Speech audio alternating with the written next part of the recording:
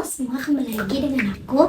Di video kali ini kita akan bahas mengenai materi perfilman pada kelompok 7 kemarin. Yuk kita bahas. Oke, teman-teman sudah tahu bukan bahwa film itu adalah salah satu media komunikasi yang mana menyampaikan ide, kemudian pesan, kemudian menggabungkan antara visualisasi dan gambar secara bagus agar penonton tahu apa yang akan disampaikan oleh film tersebut. Nah, untuk membuat suatu film yang bagus itu diperlukan beberapa teknik yang ada di dalam perfilman. Dan ada beberapa tahap-tahapan diantaranya yaitu yang pertama itu ada departemen sinematografi. Ada beberapa peranan yang diperankan oleh si departemen tersebut. Nah, yang pertama itu ada DOP, di mana direktor ini mengatur mengenai warna, pencahayaan, kemudian terkait gaya-gaya yang akan ditampilkan, dan lain-lain. Nah, kemudian ada asisten 1 dan asisten kedua. Nah, kemudian ada DIT, di mana untuk mengelola gambar itu sendiri dan terkait perekaman suara, apakah itu benar-benar jelas atau misalkan membutuhkan sesuatu yang diperlukan dalam pengeditan suara tersebut. Nah, yang terakhir itu ada yang namanya gaffer, yaitu bertanggung jawab untuk mengenai tata cahaya, seperti itu. Kemudian ada departemen artistik, di mana mengenai tata rias, kemudian ruangan, properti, warna, dan lain-lain.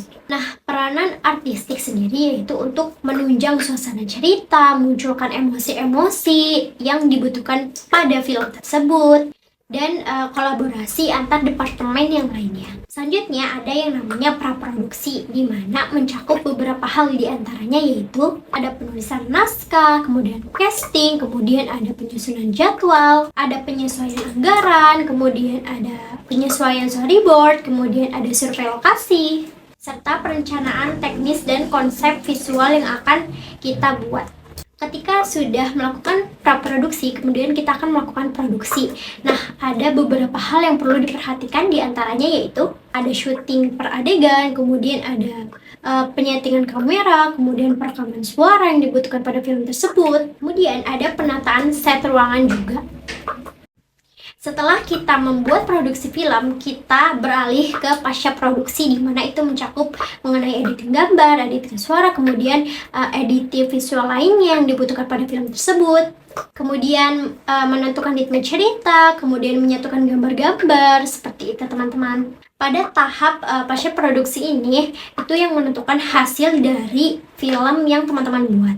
Mengapa? Karena di tahap pasca produksi ini menentukan sekali visualnya, gambarnya, ceritanya runtut atau tidak, kemudian potongan-potongan gambarnya sesuai atau tidak, kemudian permainan efek, permainan background, seperti itu.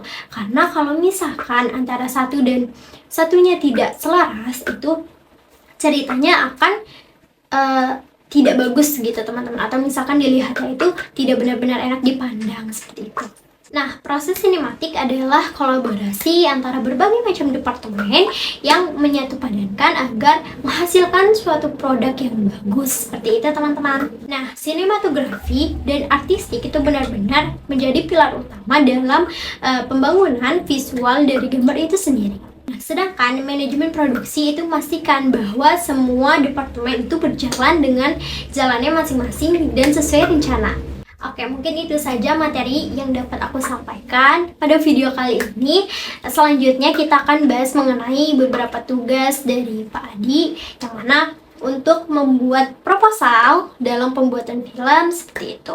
Dan ketika sudah membuat proposal, kemudian kita presentasikan. Sehabis itu baru kita membuat film dokumenter maupun fiksi yang akan kita buat bersama teman-teman kelompok, seperti itu. Oke teman-teman, mungkin itu saja yang bisa aku sampaikan pada video kali ini.